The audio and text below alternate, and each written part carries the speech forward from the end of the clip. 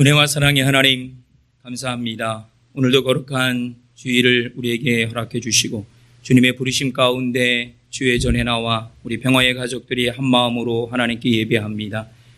한 주간에 우리의 지난날의 삶들을 내려놓는 시간이 되게 하여 주옵시며 혹여나 나의 마음과 나의 생각을 지배하고 있었던 것이 있었다면 다시 한번 그것을 되돌아보는 시간이 되게 하시고 하나님의 말씀과 또한 하나님의 음성에 먼저 귀를 기울여 우리의 삶을 추스리고 바로잡는 귀한 예배의 시간이 될 수 있도록 인도하여 주옵소서. 하나님, 우리가 애쓰고 노력하고 그리고 수고해도 되지 않는 일들이 참 많이 있는 것 같습니다. 또한 하나님께서 도와주시고 함께하지 않으시면 우리의 삶이 많은 부분에서 많은 어려움과 또한 곤고함을 경험하고 있음을 또한 고백합니다. 우리의 연약함, 이것이 정말 우리의 한계라고 고백할진데 거룩한 성령께서 우리의 부족함을 채우시며 다시 한번 하나님의 사람으로 우리가 채워지고 그리고 다듬어지고 아름답게 만들어져서 하나님의 나라를 우리가 함께 만들어가는데 하나님 저희를 또한 사용하여 주시옵소서. 우리의 속과 겉사람을 주님께서 지켜주시사 하나님이 원하시고 하나님의 계획하신 대로 우리가 바로 설 수 있도록 인도하여 주심으로 정말로 이 땅 가운데 하나님의 거룩한 뜻들을 이루어가는 우리 아름다운 평화의 온 성도들이 될 수 있도록 역사하여 주옵소서. 499년 전에 하나님의 사람을 통하여서 하나님 종교가 개혁되게 하시고 그 당시에 우리의 잘못됨과 어두움을 보게 하시며 또한 그 시대에 앞으로 하나님이 이 세상을 어떻게 만들어 가실 것인가를 하나님 예언하고 바라볼 수 있는 통찰력과 능력을 그들에게 주셔서 지금까지 주님의 교회와 그리고 하나님의 나라가 이루어지고 있는 줄 믿습니다. 그러나 하나님 이 시대를 살아가고 있는 믿음의 우리 후배들이 정말 하나님의 교회와 하나님의 나라를 위하여서 어떠한 모습, 어떠한 생각을 가지고 또한 어떠한 가치관을 가지고 살아가고 있는지 다시 한번 우리가 경성하고 깨어서 기도하여 주님의 교회와 하나님의 나라를 위하여서 다시 한번 우리가 우리의 삶을 추스릴 수 있는 우리의 신앙과 믿음을 다시 한번 온전한 가치로 세워나갈 수 있는 저희들이 또한 될 수 있도록 인도하여 주옵소서. 매 순간순간 시대마다 우리에게 닥치는 여러 가지 많은 문제들 가운데 우리가 좌시하거나 묵인하는 것이 아니라 하나님의 말씀으로 하나님의 정의로 하나님의 뜻으로 우리가 힘을 모아 협력하여 선을 이루며 그 모든 것들을 반듯한 모습으로 만들어가는데 저희가 온전히 사용될 수 있도록 인도하여 주옵시며 더 깊이 기도할 것은 우리 평화의 교회가 이 작은 지역 이곳에서 더 나아가 많은 사람들에게 거룩한 영향력을 끼치는 거룩한 재단이 되게 하여 주심으로 이 시대에 원하시는 하나님의 참 진리가 무엇인지를 우리가 마음으로 새기고 그리고 협력하여 그것을 이루어 나가는 복된 재단이 될 수 있도록 인도하여 주옵소서. 떠나온 고국을 위해서 기도합니다. 참 어지럽습니다. 많은 어려움들이 그 땅 가운데 있습니다.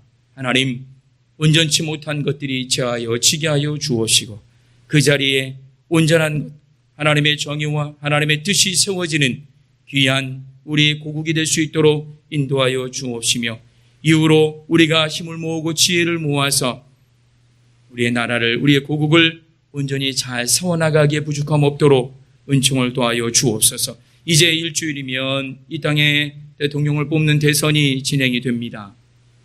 하나님의 사람이 그리고 정말로 이 땅을 위하여서 그리고 이 땅에 있는 백성들을 위하여서 헌신하고 희생할 수 있는 그런 지도자가 세워지기를 원합니다.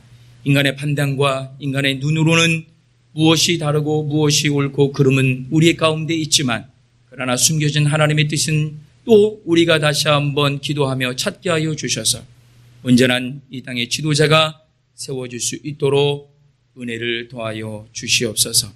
하나님, 특별히 기도할 것은 우리 재단에 속해 있는 주의 성도들의 삶을 주님께서 기억하여 주옵소서. 크고 작은 삶의 문제들이 우리 안에 있습니다. 뭐라 말할 수 없고 또 누구에게 말할 수 없는 그런 우리의 삶의 무게들이 있습니다. 하나님, 그 모든 것들을 주님과 함께 질 수 있는 지혜와 믿음과 결단이 있게 하여 주셔서 하나님이 주신 그 십자가는 쉽고 그 명예는 가볍다 하였는데 하나님, 우리가 쉽고 가벼운 주님의 십자가를 지고 이 땅 가운데 살아가기에 부족함 없도록 인도하여 주옵소서. 연약한 교우들을 위해서 기도합니다. 연약한 육신을 주님께서 만져 주시옵소서.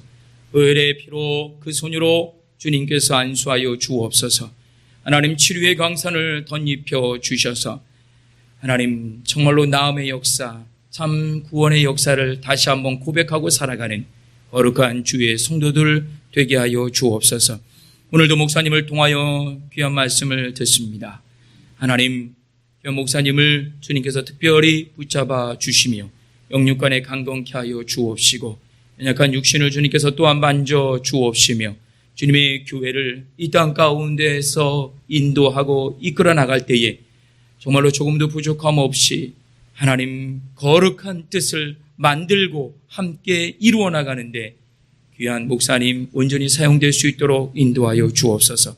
말씀을 전하실 때에 그 입술에 권세를 주시고 듣는 귀가 복되게 하여 주셔서 오늘의 예배가 말씀으로 충만하고 풍성할 수 있도록 인도하여 주옵시며 더 나아가서 그 말씀을 통하여 우리의 삶을 다시 한번 하나님 바꾸어 나가는 새롭게 하는 능력의 말씀의 선포가 있게 하여 주옵소서.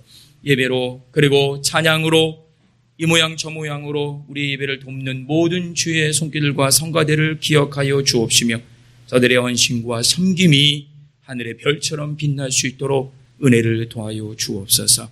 모든 예배를 주님께 의탁하옵고 사랑 많으신 예수님의 이름으로 간절히 기도드리옵나이다. 아멘. 나의 힘이신 여호와여, 내가 주를 사랑하나이다.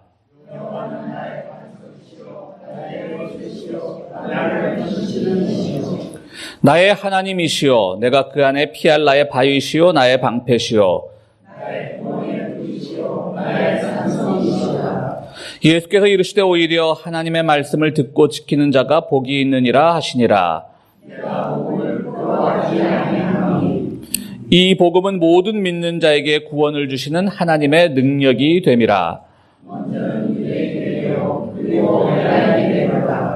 복음에는 하나님의 의가 나타나서 믿음으로 믿음에 이르게 하나니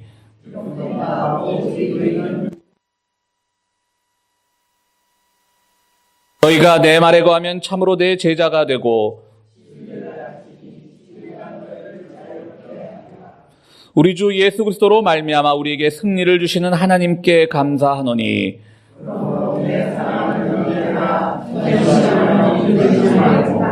항상 주의 일에 더욱 힘쓰는 자들이 되라. 아멘.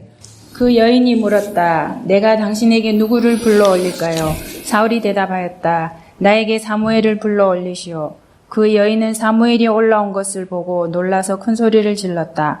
그런 다음에 그 여인은 사울에게 항의하였다. 사울 임금님이 몸소 오셨으면서도 왜 저를 속이셨습니까? 왕이 그 여인에게 말하였다. 무서워하지 말아라. 내가 무엇을 보고 있느냐?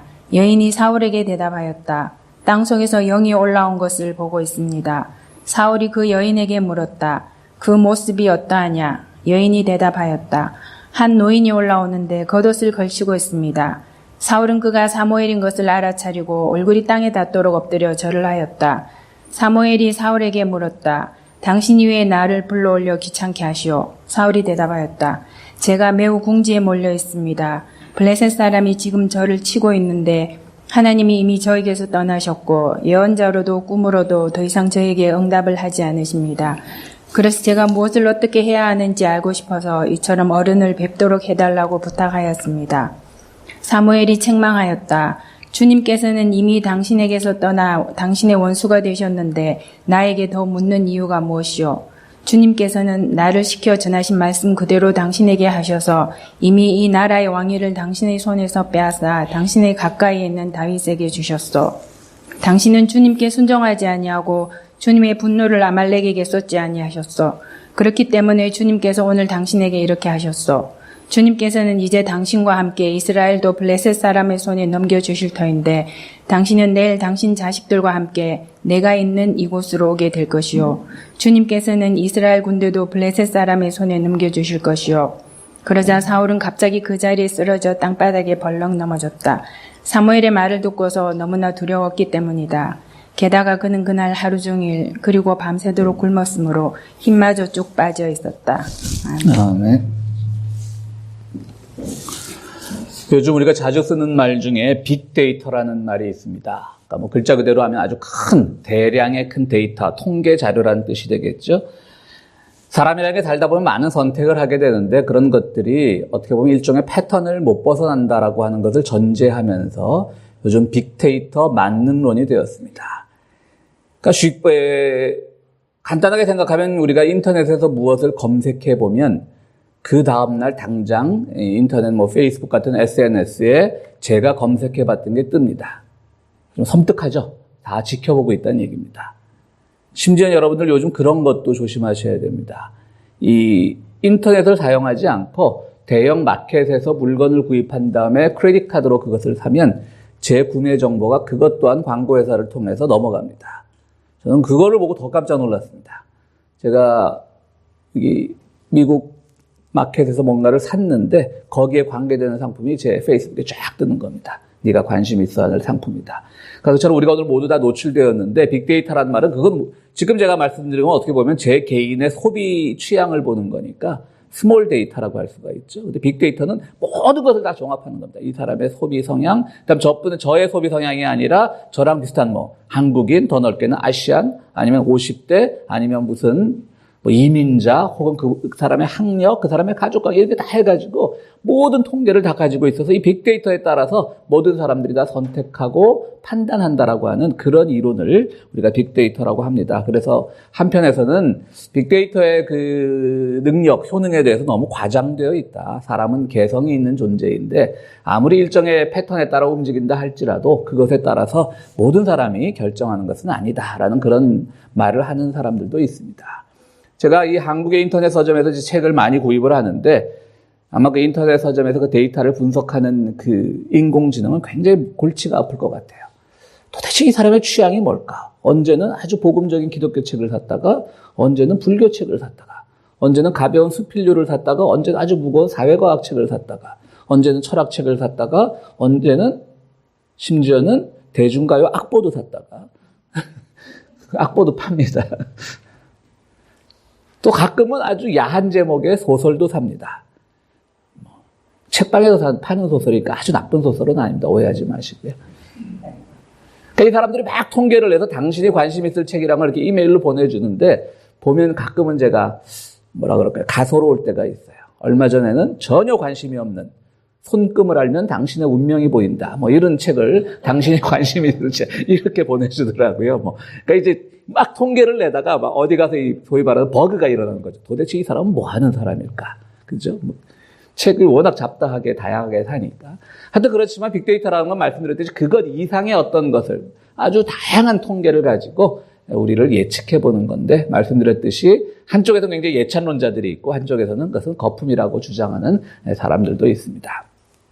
빅데이터를 제일 잘 이용한 사람은 오바마 대통령으로 알려져 있습니다. 오바마 대통령이 2번의 대통령 선거에서 승리할 수 있었던 것은 그가 빅데이터를 잘 이용했기 때문이라는 말도 있습니다. 심지어는 오바마 진영의 선거 캠프에 빅데이터를 담당하던 사람은 자기가 빅데이터를 담당하면서 자기가 깜짝 놀랐다고 합니다. 이 빅데이터가 나보다 우리 마누라를 더 잘 알아. 그런 말을 또 얘기했다고 합니다. 그러니까 그 와이프의 무슨 소비 성향이나 그 생각하는 거 근데 그거는 맞는 말 같아요. 세상에 자기 배우자를 잘 아는 사람이 어디 있겠습니까? 그건 빅데이터를 믿어보는 게 더 좋을 것 같기도 하고요. 어쨌든 이것이 바로 빅데이터 이론입니다. 심지어는 우리나라 그 웹사이트에 보면 로또 번호를, 이때까지 로또 번호가 쫙 당첨된 거를 이렇게 추정을 해가지고 그 빅데이터 이론에 따라서 로또 번호를 또 파는 사람들이 있습니다. 하여튼 그 빅데이터 이론이 아주 요즘은 전방위적으로 많이 흩어져 있습니다. 일종의 통계학인데요. 이게 아주 과학적인 것 같지만 실제로는 과거에 의존하는 겁니다. 내가 과거에 무엇을 샀고 어떤 행동을 했고 어떤 선택을 했고 로또 번호는 과거에 어떤 번호가 당첨이 됐고 이런 모든 것들 과거를 중심으로 모든 것을 선택하고 판단하게끔 우리를 유도하는 겁니다. 빅데이터 뭔가 굉장히 미래지향적인 것 같고 뭔가 앞으로 이 IT의 용어에 따라서 세계의 어떤 신천지가 열릴 것 같은 그런 개념일 것 같지만 실제로 사실은 과거를 종합해서 그 사람을 분석하려고 하는 거예요. 그런 점에서 빅데이터 이론은 어찌 보면 과거에 매여 사는 낡은 이론이라고도 생각할 수가 있습니다. 우리에게 아주 유명했던 영화 죽은 시인의 사회에 보면 그 동부에 있는 명문사립고등학교에 학생들의 어떤 서클이 있습니다. 그 서클 이름이 바로 죽은 시인의 사회였는데요. 그 서클에서 그 유명한 선생이 늘 학생들을 가르칩니다. 오늘을 살아라. 까르페 디엠. 그래서 오늘을 사는 것이 중요하지. 뭐 그때는 그 청소년들이니까 그들에게 과거는 물론 중요하지 않았겠죠. 뭐 청소년들이 과거가 얼마나 많이 축적이 돼 있었겠습니까? 그러나 그들은 이 명문 사립고등학교 살면서 다 미래에 내가 우리 선배들 보니까 전교에도 많이 나가 있고 뭐 재계에도 많이 나가 있고 항상 아이들이 이런 생각만 하고 있으니까 그 선생님이 그냥 오늘을 살아라고 하는 어떤 라틴어 속담 같은 것을 가르쳐 주죠. 까르페 디엠 하면서. 신앙이라고 하는 것은 어찌 보면 과거에 매여 사는 것도 아닙니다. 그렇다고 우리가 하나님 나라를 소망하지만 미래, 내가 하나님 나라 가면 천사들의 시중을 받고 이렇게 미래지향적으로 사는 것도 아닙니다. 오늘 우리가 살아가는 이 현실 속에서 무엇이 문제이고 나의 이웃들이 무엇 때문에 아파하고 나의 이웃들이 어느 부분에 가서 함께 기뻐하고 함께 고민하고 함께 생각하는지 그 오늘을 사는 것이 사실은 신앙의 가장 기본적인 핵심일 겁니다. 그런 점에서 우리는 빅데이터 이론 같은 그런 과거를 사실은 바탕으로 하면서 미래지향적인 척하는 그런 이론에도 우리는 현혹되지 말아야 할 거고요. 또 지나치게 근본주의자들처럼 무슨 저세상만을 욕망하는, 소망하는 그런 믿음에서도 벗어나야 될 것입니다. 유명한 철학자 발터 베냐민은 서구 역사는 야만의 역사라고 이렇게 말을 합니다. 그에게 있어서 과거는 그냥 그대로 받아들이는 것이 아니라 과거를 재해석해야 된다고 말하는 겁니다. 우리가 해외여행을 해보면 특별히 유럽 여행을 해보면 얼마나 그 아름다움에 우리가 찬탄을 합니까? 큰 성당, 뭐 아주 아름다운 궁전, 그러고 나서 우리는 뭐 고국 떠난 지 오래됐지만 그러고 나서 우리의 한국의 궁전들 가보면 솔직히 초라하거든요. 뭐 경복궁도 사실은 박정희가 지은 거고 불국사도 박정희가 지은 거잖아요. 뭐 역사책에서 그렇게 배우지 않지만 다 현대식으로 그냥 딴에는 크게 지어보겠다라고 그렇게 한 거잖아요. 물론 뭐 원래적인 건물은 남아있지만 다 수선을 한 거죠. 그래서 저는 반대로 생각해 보면 우리의 조상들에게 나쁜 점도 있었지만 그만큼 우리가 백성들을 수탈은 덜 했다라는 생각으로도 역사를 바라볼 수가 있습니다. 얼마나 수탈을 했습니까? 그 큰 성전을 짓기 위해서, 궁전을 짓기 위해서, 성당을 짓기 위해서 현대식인 그런 건축기계, 뭐 기증기 같은 것도 없었을 터에서 타워 크레인도 없을 때 순전히 사람들이 사다리 타고 그 높은 데까지 올라가서 얼마나 많은 사람들이 추락사를 했겠습니까? 그때 뭐 노동운동이 있었겠습니까? 뭐가 있었겠습니까? 그냥 죽어가면 아마 신부가 와가지고 기도 잠깐 해줬을 거라고요. 너 성당 짓다 갔으니까 천국 갈 거야. 그런 수탈의 역사를 우리가 보면서 그 건물을 관람을 하라고 말하는 것이 바로 발터 베냐입니다. 그래서 역사는 야만의 역사라고 말합니다. 사람을 수탈하고 뺏고 죽이고 한 역사입니다. 그런데 우리는 무의식 중에 그냥 관광 가서 와, 잘 지었다. 역시 유럽 문화는 대단해. 멋있어. 라고 하는 것이죠. 특히 뭐 이스라엘 같은 데 성지순례 갈 때 저는 성지순례라는 말도 좋아하지 않지만 특별히 우리 개신교회는 그 성지라고 하는 그런 개념들이 없으니까요. 어쨌든 많은 사람들이 그렇게 부르죠. 사람들이 오랜만에 정말 돈을 모아서 가는 여행이니까 뭐 또 비행기를 한 번은 갈아타야 되니까 대부분 두르는 곳이 어디냐면 뭐 대도시의 어떤 유럽의 대도시에 사온 비행기를 트랜짓을 하면서 그곳 관광을 하는데 주로 많이 가는 곳이 로마죠. 그래서 바티칸 성당도 구경을 갑니다. 저는 이 신문에 광고 보고 성지순례에 개신교 성지순례에 바티칸 성당이 들어있는 거 보면 되게 우습습니다. 종교개혁이 왜 일어났는데요? 그 바티칸 성당 짓다 일어난 건데요. 그거 건축비가 모자라니까 면죄부 팔아가지고 그 건축비 충당하려다가 마틴 루터의 심기를 건드린 것 아닙니까? 근데 오늘 우리는 아무 생각 없이 성지순례 간다 그러면서 바티칸 성당 가고 야 멋있다. 그 천장에 벽화 보고 야 저 미켈란젤로 거냐 다빈치 거냐 멋있다. 그러고 있습니다. 그런 점에서 우리는 과거라고 하는 것은 분명히 우리에게 훌륭한 것들도 많이 전해주지만, 과거로부터 배울 것도 많이 있지만, 전통으로 배울 것도 많이 있지만, 가장 중요한 것은 오늘을 사는 겁니다. 이 오늘을 살면서 과거를 우리가 바꿔나갈 수도 있어야 되는 거예요. 그냥 멋있는 역사가 아니라 야만의 역사를 볼 수 있어야 되는 거고, 우리가 그 안에서 정말 여행기념 사진을 찍으면서 동시에 그것을 짓다가 이름 없이 죽어갔던 그 수많은 중세 노동자들의 그 안타까운 희생도 우리가 생각을 해야 된다고 하는 겁니다. 그것이 우리가 과거를 바로 보는 겁니다. 그래야만 우리가 오늘을 살 때 이 과거가 어떤 의미로 우리에게 다가오는 것을 알 수가 있게 되는 것입니다. 이스라엘의 첫 번째 왕이었던 사울왕을 이 사무엘 예언자가 택하면서 사무엘상서는 이렇게 얘기를 합니다. 이스라엘에 그만큼 수려한 자가 없었다. 잘생겼다라는 말인 거예요. 그러니까 다윗은 항상 우리가 보면 막 어릴 때 궁전에 들어갔기 때문에 또 이 여덟 형제의 막내라는 그 생각 때문에 그런지 뭔가 이렇게 멋있어 보이는 건 없는데, 사울은 사무엘에게 처음 이 픽업이 될 때 굉장히 잘생겼었던 모양이에요. 그만큼 수려한 자가 없었다. 그리고 키도 컸다는 말이 나와요. 그러니까 왕의 모든 이 외모를 다 갖췄던 것이죠. 그리고 실제로 사울은 왕위에 올랐을 때 이스라엘이 전쟁을 하면서, 왕이라고 하는 것은 결국 국경을 넓히고 이런 것들이 그 당시에는 왕의 가장 큰 책무니까요. 전쟁에서 많이 승리도 했습니다. 우리는 성경을 읽으면서 다윗에 밀려서 사울을 무능한 왕으로 보지만 실제로 그렇게 무능한 왕은 아니었습니다. 그런데 그 유능함이 의욕이 지나치다 보니까 나중에는 그를 세웠던 사무엘의 말도 듣지 않게 됩니다. 주변에 참모 역할을 잘하던 다윗도 내치게 됩니다. 주변에 사람이 없어지니까 승승장구하던 전투력도 많이 상실을 했습니다. 사울은 외로웠습니다. 얼마나 외로웠겠습니까? 자기 주변에 사람이 없는 겁니다. 그런데 이제 블레셋과의 전투를 앞두고 갑자기 두려움이 다가오는 겁니다. 예전 같으면 블레셋과 잘 싸웠을 터인데 이제 막 두려운 거예요. 어찌할 바를 알지 못합니다. 참모도 없습니다. 사람들도 다 떠나갔습니다. 몇 해 전에 사무엘도 죽었습니다. 근데 사무엘은 사울이 워낙 자기 나름대로 마음대로 하니까 이미 사울을 내쳤었죠. 그것도 두려워하지 않았었어요. 사울은. 내가 이제 이 정도 정치 권력을 가진 왕인데 감히 누가 나한테 뭐라 그럴 것인가. 그러니까 사무엘도 그냥 헤어지고 곧 이어서 사무엘도 이 세상을 떠났습니다. 그래서 주변에 사람이 없으니까 블레셋과의 전투를 앞두고 갑자기 사무엘이 막 몸서리치게 그리운 겁니다.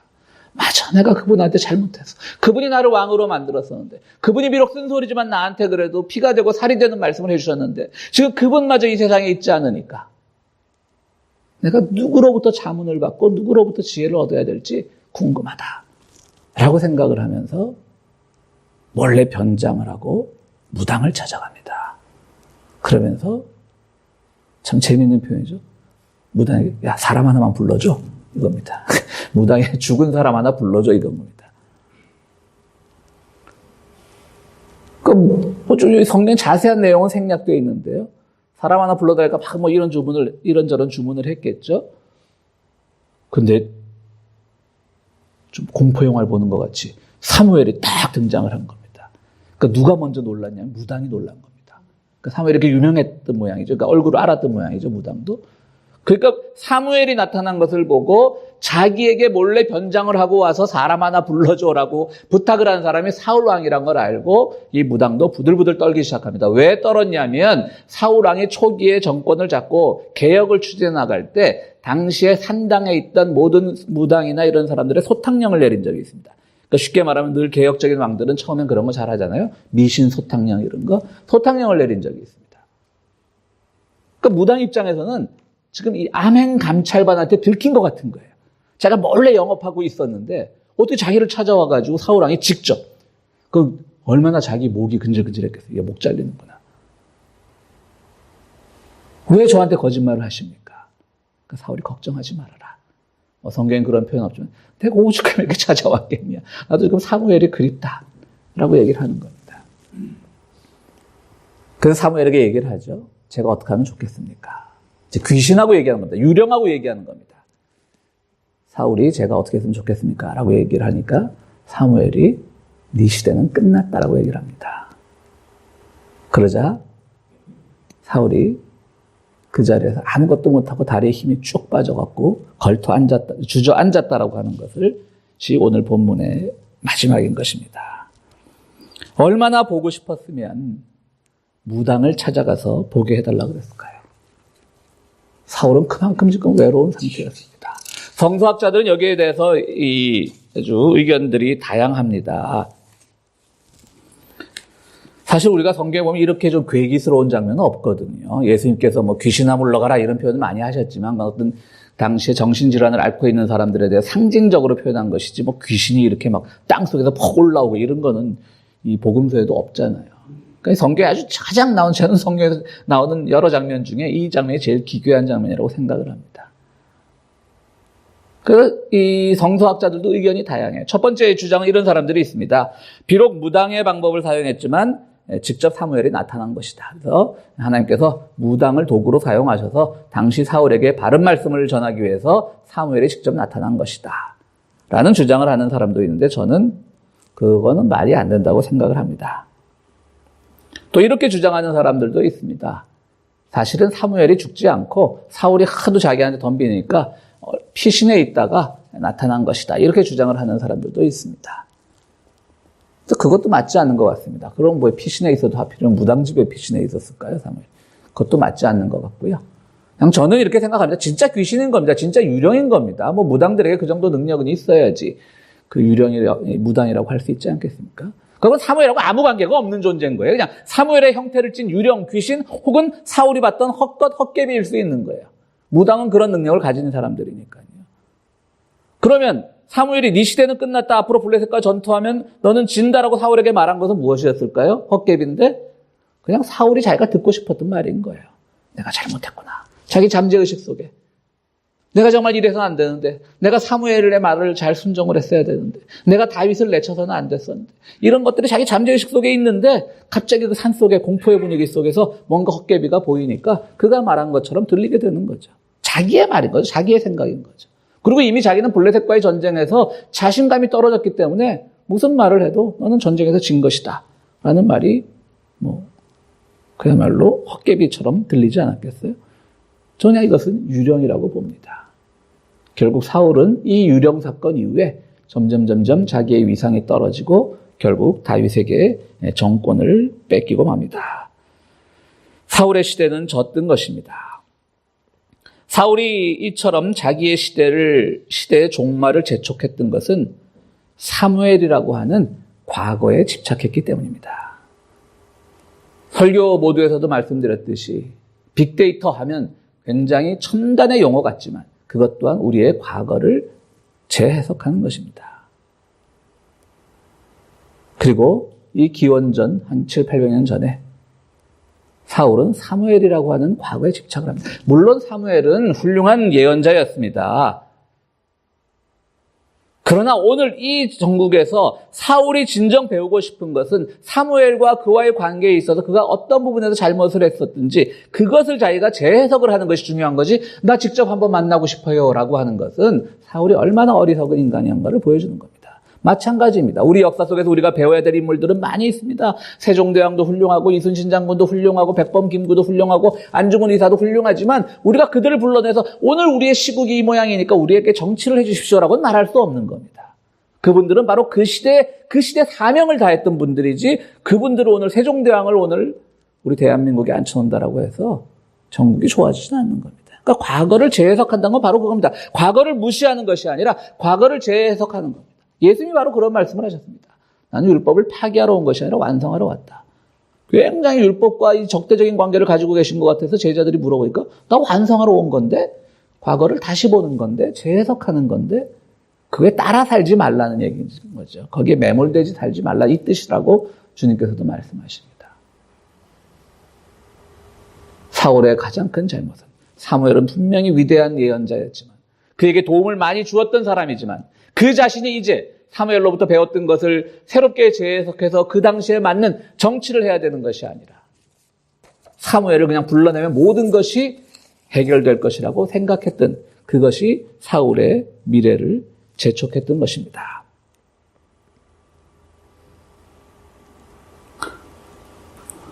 오늘 우리 고국은 유령이 지배하고 있습니다. 제가 말씀 자세히 안 드려도 잘 아실 겁니다. 일국의 대통령이라는 사람이 자기의 교주와 같은 최태민이라고 하는 유령과 이 나라를 바로 세웠다라고 그녀 생각 속에서만 존재하는 박정희라는 유령에 의해서 지배되고 있다는 현실이 최근 열흘 동안 우리 고국사회에서 드러났습니다. 얼마나 부끄러운 일입니까? 그 유령을 불러내기 위해서 최순실이라고 하는 하나의 무당 같은 사람을 동원을 했습니다. 오늘 제가 주보에 목회서 시대도 썼지만 사실 그분에게 무당이라는 말도 아까운 겁니다. 무당은요, 우리가 무자 기억하시죠? 한문으로 하늘과 땅을 연결시켜주는 사람입니다. 이런 일이나 하는 사람이 아닙니다. 그러나 세상이 무당이라고 부르니까 우리도 무당이라고 부르기로 하죠. 그 무당에 의해서 마치 사울이 정말 훌륭했던 지도자 사무엘을 불러내고도 아무것도 할 수 없고 자기의 종말을 재촉했는데 이 민주사회에서 21세기에 IT가 막 세계 1위니 2위니 하는 이 대한민국에서 아무것도 하고 한 것이 없는 그런 자기의 아버지와 자기의 남편인지 교주인지 알 수 없는 사람을 불러내서 정치를 하려고 하는 이 유령의 정치가 오늘 우리 고국 대한민국의 정치 현실인 겁니다. 그 나라가 어찌 바로 서겠습니까? 제가 오늘 아침 인터넷에서 잠깐 검색해보고 놀라운 사실 하나 발견했습니다. 그 최순실이라는 여인이 요즘 또 이름 막 나오는 그 정유라라고 하는 딸은 두 번째 남편과의 난 딸이고요. 첫 번째 결혼 실패했는데 첫 번째 남편에게 난 자식이 청와대에 근무를 했더라고요, 예전에. 근데 그 사람 이름이 김기대예요. 참 제 이름이 흔한 이름이 아닌데. 그래서, 참. 주님께서 또 이렇게 설교 시간에 가서 이렇게 우리 교우들과 한번 웃으시라고 이렇게 또 김기대라는 인물을 또 이렇게 발굴을 해내시는구나. 그 생각을 해봤습니다. 우리가 정말 가십거리 같고, 그래서 웃을 수밖에 없지만 사실 웃을 수 있는 이야기는 아닌 거죠. 과거에서 헤어나오지 못하는 믿음의 일부일 뿐입니다. 박정희와 최태민이라고 하는 유령이 오늘 한국 사회를 지배하고 있습니다. 그것은 미래지향적인 믿음도 아닙니다. 훌륭한 과거의 덕목이 많이 쌓였던 사람들을 재소환하는 그런 작업도 아닙니다. 주님께서 거라사라고 하는 지역에 가셨을 때 거기서 미친 사람을 하나 발견하게 됩니다. 무덤 속에 삽니다. 과거의 죽음 속에 헤매 산다라고 하는 뜻입니다. 온몸에 쇠사슬을 두르고 삽니다. 자기 스스로 자기를 가둔다는 뜻입니다. 자기 스스로 자기를 묶는다라고 하는 뜻입니다. 앞으로 나가지도 못하고 오늘을 살아가지도 못하고 무덤가에 살면서 자기 스스로를 올가매는 그런 거라사 광인을 주님께서 치유하십니다. 그러자 당시 그 당시에 물론 자본주의란 말은 없었지만 당시 어떤 자본의 상징과 같은 돼지떼들 수천 마리가 그 귀신과 함께, 그러니까 그 광인이 직접 죽은 건 아니죠. 그 안에 거주하던 귀신과 함께 낭떠러지에 떨어 죽으면서 이 거라사 광인은 치유가 됩니다. 돼지는 그 당시 자본을 상징합니다. 잘 알다시피 이스라엘 사람들은 돼지고기를 먹지 않습니다. 그런데 왜 그 동네는 그렇게 돼지를 키우는 사람들이 많았을까요? 성서학자들의 말에 따르면 그 근처에 로마 군대 수경지가 있었습니다. 거의 납품하던 고기였을 것이라고 추정들을 합니다. 그들의 종교적 신념을 따라서 먹지 않는 것, 그게 아니라 그들을 침략하는 자들에게 그들을 이용해서 돈을 벌려고 하나님 말씀을 어겨서 가면서까지 그렇게 살았던, 그야말로 요즘 말로 하면 자본주의의 노예가 되었던 그런 삶을 살고, 그렇기 때문에 자기는 늘 과거에 얽혀매여 사는 겁니다. 자기 스스로를 묶는 겁니다. 그러다 주님을 만나서 치유가 되었던 것입니다. 바로 교회는 그것을 가르쳐야 되는데, 과거를 잘못 소환하지 말라고. 우리의 과거에서 우리가 배울 것도 많이 있겠지만 그것은 오늘을 살아가는데 도움을 준 선에서 우리가 배우고 재해석하는 것이지. 과거를 소환하지 말라고 교회는 그것을 가르쳐야 되는데 한국의 교회는 오히려 가장 자본주의의 노예들이 되어서 그저 돈 잘 벌면 축복받은 것이고 그렇기 때문에 한국을 발전시킨 경제를 발전을 시킨 박정희는 성공한 대통령이고 제가 참 하기에 얄미운 말만 딱 한마디 하겠습니다. 저는 박정희 시대에 경제가 성장했다는 걸 동의를 못하는 사람입니다. 제 아주 어릴 때 기억으로는 저는 2-3살까지 굉장히 부유한 집에 살았습니다. 저는 박정희 시대가 되고 우리 집은 또 가난해졌습니다. 그렇기 때문에 저는 거기에 전혀 동의할 수가 없습니다. 그러니까 모든 사람들이 다 자기의 경험이 다른 거예요. 그리고 물론 뭐 제가 다 이렇게 일반화시켜서 말씀하기엔 곤란하겠지만 제 세대만 해도 물론 저보다 윗세대는 다르겠지만 제 세대만 해도 60, 70년대를 살면서 적어도 모르겠어요. 이 말이 또 한 번 얄미운 말이 될지 모르겠는데 그냥 굶고 산 기억은 없는 것 같습니다. 모르겠습니다. 또 지역에 따라 그렇게 살았을 분이 있을지 모르겠지만 그냥 경제는 자연적으로 우리 시민들과 또 공장에서 저임금으로 노동하던 그런 내가 학교 다닐 때 학교를 가지 못하고 동년배이면서 kak혈을 하면서 공장에서 노동하던 그들의 희생이 한국의 경제를 세운 것이지 어디 군인 하나가 한국의 경제를 세웠겠습니까? 과거를 우리가 잘못 소환해내고 있는 겁니다. 그런데 한국의 교회는 오히려 그 소환에 가장 앞장서고 있습니다. 그래서 그들은 최태민을 목사라고 부르는데 그 사람은 뭐 이단 종파 소속이고 목사 안수 받은 적도 없고 그래서 저는 그 말도 굉장히 웃겨요. 당신들이나 그 사람이나 똑같은데 뭘 그렇게 구별하려고 했으냐. 오늘 종교개혁주일입니다. 종교개혁이야말로 루터가 바로 과거에 매여있던 카톨릭의 반기를 들었던 것입니다. 그 당시 가톨릭교회는 어떻게 가르쳤습니까? 헌금함에 당신의 금화가 떨어지는 딸랑하는 소리가 나는 순간 당신 조상의 영혼이 연옥에서 천국으로 옮겨진다. 조상 생각하면 당연히 우리가 돌아가신 조상도 그립고 부모님도 그립고 하지요. 그러나 그것은 과거일 뿐입니다. 그런데 교회 자체가 과거에 얽어매여 있게끔 미래를 바라보지 못하게끔 오늘을 살아가지 못하게끔 가르치는 겁니다. 오늘 우리의 이웃들이 무엇 때문에 고통받고 오늘 우리가 무엇 때문에 함께 기뻐할 수 있고 무엇 때문에 우리가 함께 나누어야 하고 무엇 때문에 우리가 정의를 세워야 되고 무엇 때문에 우리가 평화를 세워야 되는지 우리가 생각하지 못하고 그저 과거에 박정희 때 잘 살았잖아. 이거 하는 겁니다. 가톨릭 교회가 바로 그겁니다. 네 조상 살려야지. 헌금에 면죄부 사. 100번 양보해서 우리를 향한 면죄부라면 좀 이해가 되겠어요. 내가 죄를 많이 졌으니까. 면죄부 하나 사가지고 성당도 짓고 나도 좀 죄사함 좀 받자. 그게 아니잖아요.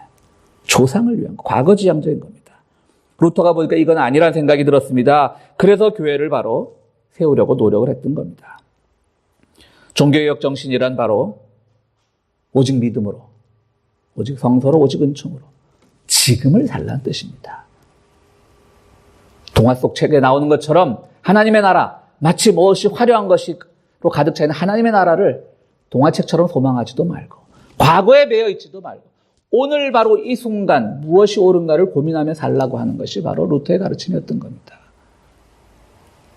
바로 그 루터의 가르침에 따라서 살아가는 오늘의 우리 개신교가 잘못 나가고 있는 겁니다. 하나님의 말씀 오직 성서로 하지 않았습니까? 하나님의 말씀은 그냥 보면 이건 다 우리가 재해석하거나 다시금 창조적으로 해석하지 않으면 이건 낡은 책입니다. 유령의 문서와 다름없습니다. 그럼에도 불구하고 왜 21세기도 여전히 성서가 우리의 삶의 근간이 되냐면 우리는 끊임없이 거기에 있는 글자 그대로를 믿는 것이 아니라 그것이 오늘을 사는 우리들에게 어떻게 새롭게 받아들여지는가를 고민하라고 루터가 그것을 얘기한 겁니다. 그냥 성서를 부여잡고 루터를 많은 사람들이 잘못 이해하고 있어요. 오직 이 말씀만 부여잡고 있으면 되는 줄 알지만 루터는 끊임없이 자기가 성서를 재해석했어요. 그 짧은 생애 동안 루터가 그 당시 책 쓰기가 얼마나 힘들었겠어요. 다 펜으로 쓰는데 무려 127권의 저서를 남깁니다. 그만큼 그는 하나님의 말씀을 재해석했던 거예요.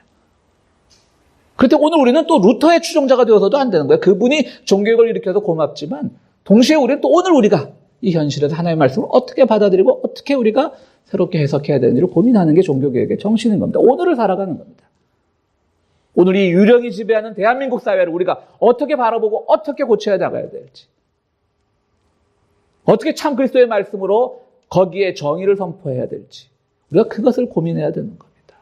바로 그것이 종교개혁의 정신인 겁니다. 오직 믿음으로 믿습니다 하면 구원받는다라는 것이 종교개혁의 정신이 아니라고 하는 것입니다.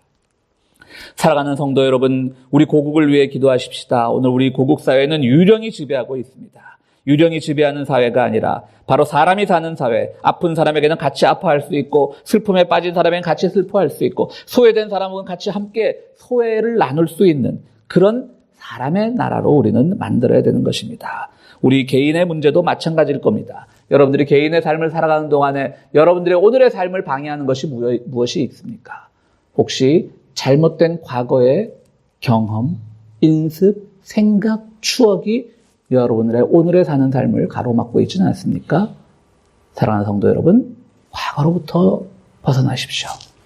유령이 지배하는 사회로부터 벗어나서 바로 나와 내 가족과 내 이웃이 함께 오늘의 문제를 함께 고민하며 함께 나누며 살아가는 것이야말로 가장 종교개혁 정신에 합당한 믿음이라고 생각하고 그것에 따라 우리의 삶과 우리의 신앙이 재정립되는 그런 은총이 있게 되기를 간절히 바랍니다. 우리 함께 기도하시겠습니다. 거룩하시고 자비로우신 하나님, 오늘 종교개혁주일 그 엄혹한 세상에서 주님의 말씀을 바로 이해하고자 했던 몇몇의 선각자들 덕분에 오늘 우리가 바른 믿음을 실천하며 살려고 노력하고 있습니다. 그러나 500여 년이 지난 지금 당시 가톨릭 교회가 보여주었던 것보다 더 타락하고 추악한 개신교 지도자들이 세상을 왜곡하는 현실을 우리는 경험하고 있습니다. 그들의 묵인 속에, 그들의 침묵 속에 세상은 유령이 지배하는 세상으로 변해가고 있습니다. 주여 우리의 눈을 열어주시옵소서. 우리의 생각을 바로잡아 주시옵소서. 개혁이라는 것이 무엇인지, 그 옛날 선각자들이 무엇 때문에 고민했는지 오늘 우리가 그 고민의 중심에 서 있게 되기를 원합니다. 과거도 아니고 먼 미래도 아니고 바로 오늘을 살아가면서 우리가 무엇을 고민하고 무엇을 실천하고 무엇을 나누어야 하는지 우리에게 지혜를 내려주시옵소서. 아버지 하나님, 귀한 예물을 가지고 나온 손길들이 있습니다. 우리의 예물이 헌금함에 떨어질 때 우리의 영혼이 순간적으로 모든 은총을 획득한다는 것 저희는 믿지 않습니다. 그것이 주님의 가르침이 아니라는 것도 압니다.